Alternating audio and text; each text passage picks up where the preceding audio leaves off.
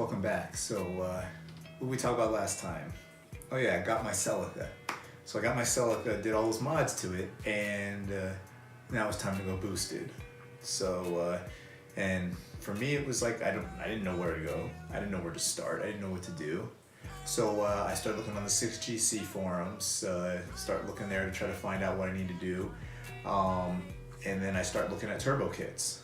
And I probably looked at turbo kits in the worst place I could. I went to eBay, looking at the eBay turbo kits. And I will tell you right now, those eBay turbo kits, no matter what they say, they are not plug and play. They are always missing something. Something doesn't always fit. It's a trap! So I get one of these turbo kits, and so many parts don't fit. I mean, the downpipe doesn't work.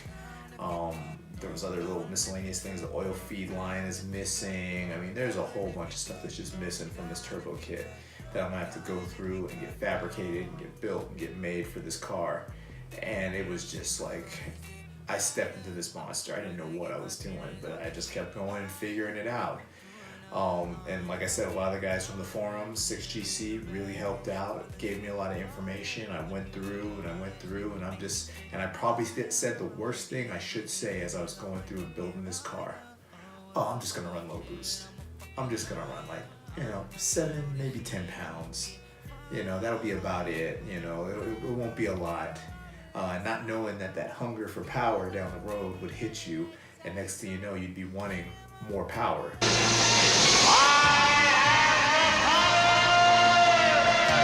So this kit came with one of those hybrid T3, T4 kits. I get it all assembled, I get it all together, I get it up and running, end up going with some aftermarket eBay manifold, and then I kind of played with that for a little bit, and I played around with different manifold setups. I ended up getting the injectors out of an RX-7. Actually got some remanufactured ones off of Amazon, found them real cheap for about 35 bucks a piece, needed 4 of them. Ended up using a piggyback, the AEM FIC piggyback to run everything, just to adjust fuel, adjust timing, and not knowing that with a 97 cars and their ECUs are too smart for piggybacks, because whenever they went to OBD2, they did something to these cars to where now they can actually figure out if something's going wrong, and they just fight the piggyback the whole way. So I'm messing around with it, and then come to find out, as soon as I get it up and running, the clutch starts slipping, and I'm like, this is probably original clutch, this car. I gotta get the clutch done.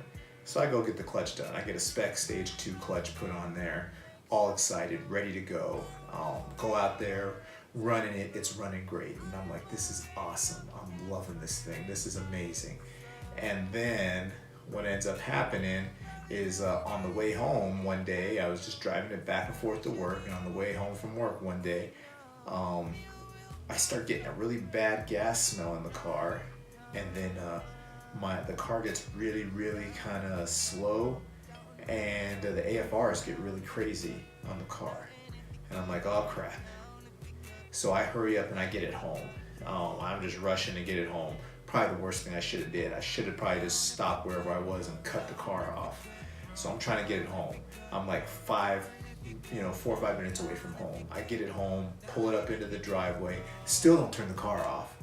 Dumb me, don't turn the car off.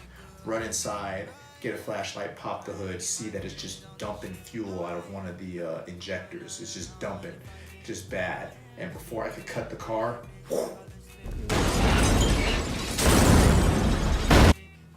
got a fire in my driveway, and I have no fire extinguisher, I have nothing. And I'm just standing there like, what do I do? I'm almost just sitting there looking, okay, well, I guess this is just an insurance claim and I'm totaling out this car. And then I'm like, well, let me go grab my water hose. So I go grab my water hose and I put the fire out with the water hose. And there was all this damage and all this stuff that was just all messed up. The weird thing was that the car still turned on. It didn't start. I wasn't there and I tried to start it, but it still turned on, all the electrical work. So I was like, you know what? I actually had a couple things that were coming up. This was like around April of 2015, May 2015. Had a couple things coming up in May, June. So I was like, you know what? End of June, I'll figure this out. I'll probably end up pulling the engine, rebuild the motor, and I will go from there. But I just pushed it up in the garage, walked into the house, and I was just crushed. So from there, I just waited. I waited, I put some fuel stabilizer in the tank just to make sure that the fuel that was in the tank wouldn't go bad, and just waited until I had some more time. Fast forward, to end of June, I'm like, well, I need to rebuild this engine, but I've never pulled a motor before. So what do? Is I go to YouTube, start looking, and I'm looking all over the place. I'm typing in everything, Celica, pull motor, 2.2, 5 SFE, pull motor, everything, and finally something pops up where it's a guy who has a step-by-step, a 10-part video step-by-step of pulling a 5 SFE, the same motor in the Celica, except he was pulling it out of a Camry. And I was like, this is awesome. And it was almost exactly the same as the Celica.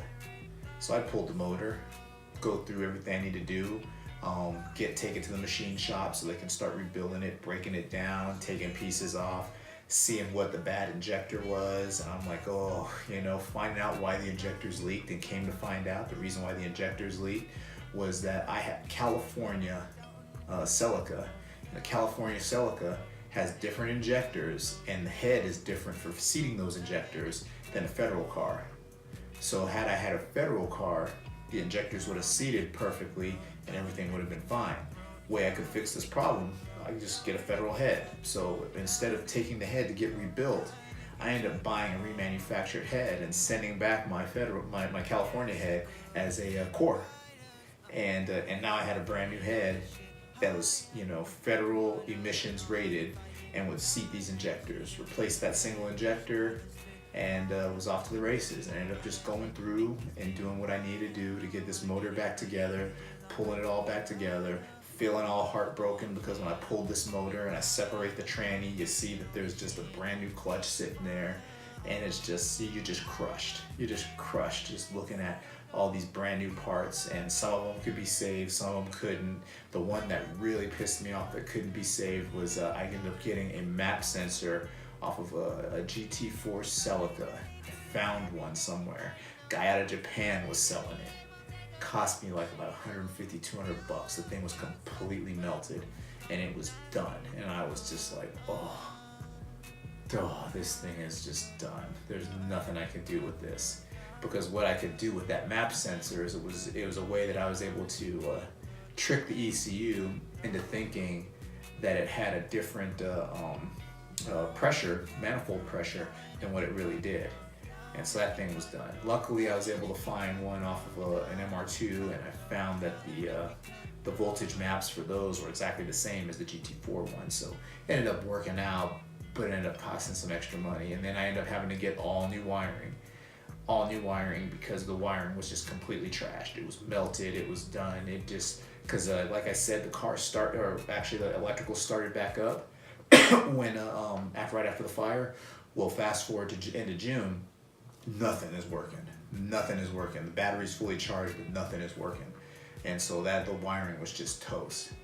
Another stroke of luck, guy on eBay was selling a full wiring harness for a 97 convertible Toyota Celica. I snatched that thing up quick, and I had everything I need, everything plugged right back in like it should have been. Actually had the whole body harness with it too. Ended up doing some stuff, putting it in the car later, but I didn't need it at that point. I really just needed the engine harness, and I got it all put in, and I started to drop the motor back in.